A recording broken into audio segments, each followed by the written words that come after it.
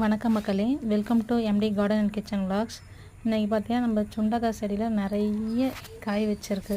போன தடவை விட இப்போ நல்லா பெருசாக ஹைட்டாக இருக்குது. நிறைய காய் பிடிச்சிருக்கு. நிறைய ஹார்வெஸ்ட் எடுத்திருக்கோம்.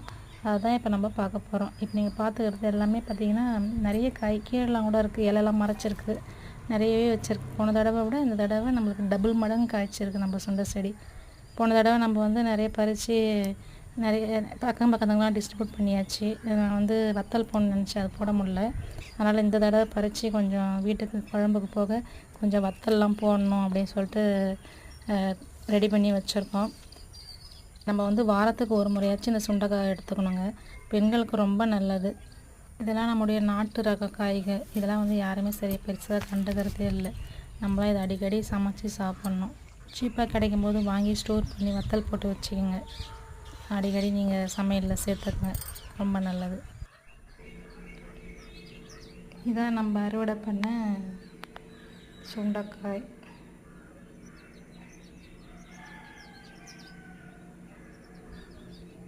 எவ்வளோ வச்சுக்கோங்க பாருங்க. இந்த தாம்பூல தட்டில் நிறைய ஏதாவது ஒன்றுனா பறிக்க முடியல, அதனால் எல்லாமே அப்படியே கட் பண்ணி எடுத்துட்டேன். அதுக்கப்புறம்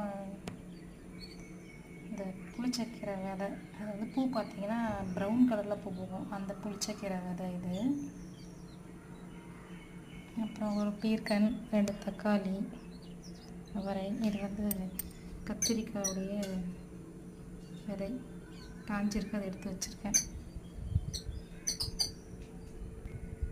எங்கள் தோட்டத்து அறுவடை எப்படி இருக்குதுன்னு கமெண்ட்டில் சொல்லுங்கள். தேங்க்யூ.